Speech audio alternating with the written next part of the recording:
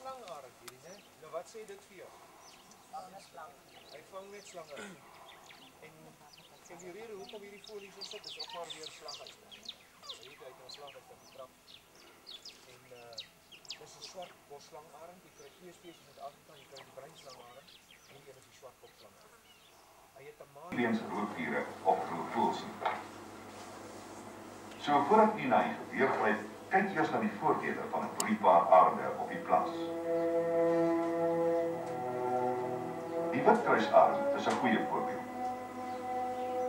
Witkruisarende word dwars oor Suid-Afrika aangetref, veral op bergagtige terrein, waar hulle graag op rotsluisies nes maak en waar daar baie dassies is. Dassies is hulle geliefkoeste kos, maar hulle sal ook hase, ape of tarantale vreet as dassies skaars is.